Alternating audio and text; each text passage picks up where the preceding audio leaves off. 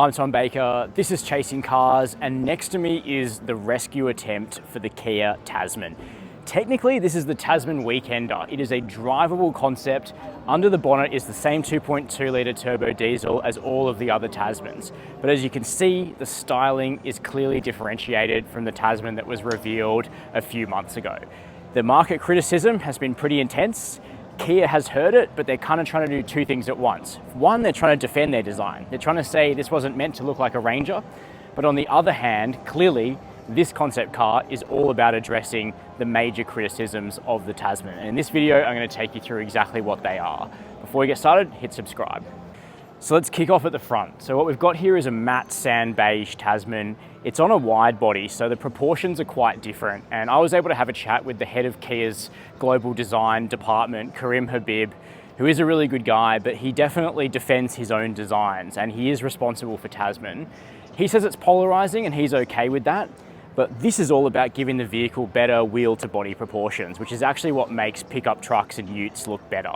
So it's a wide body, it's got bigger wheels and tires, and it's got fender extensions as a result of that wide body. But also, look at the fenders themselves, they're body colored.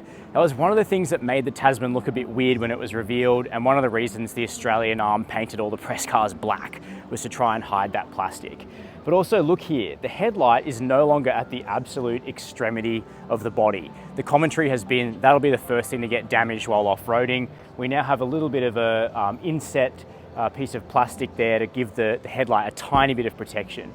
Also at the front, we've got a cutaway front bar here. We've got lime green highlights, which Mr. Habib tells us is meant to make you think of the GT, like a Stinger GT or an EV6 GT.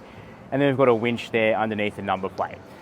Moving down further, we've got BF Goodrich mud tires here, pretty serious. A bit more of that lime green highlighting. And then you can kind of see the impact of the different fenders here. It just looks beefier, it's got more meat to it. Weekender badging. So Weekender is apparently a bit of a series of concepts for Kia. There's also a Weekender version of the PV5 electric van.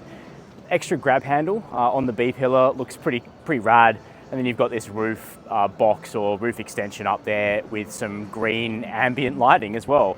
Remember, it is a concept car, so there will be a few flourishes.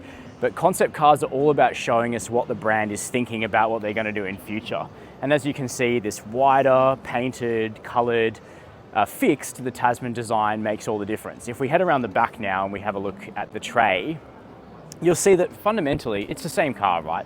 It's just beefier, it's wider, that track has been widened, and the awkward parts of the design have been filled in. So Kia stamped into the tray, Tasman beneath. We've got some, I guess, stylized recovery points in the lime green there, some latticing up on the top of the tray, and then also a 400 litre equipment box. This one's been styled with some integrated ski and snowboard holders, which is pretty freaking cool if you ask me. But really what this Tasman Weekender is all about is trying to get ahead of that criticism. The ute hasn't even launched in Australia yet. It is on sale here in Korea where we're filming today, but clearly the market reaction hasn't been exactly what Kia Australia had hoped. This is about global showing the Australian arm, fixes are on the way, the Tasman can be a good looking ute, and I think it actually goes a long way to working. But I want to know what you think. Please let us know down below in the comments. While you're there, hit subscribe and the notification bell. And as always, thank you for watching Chasing Cars.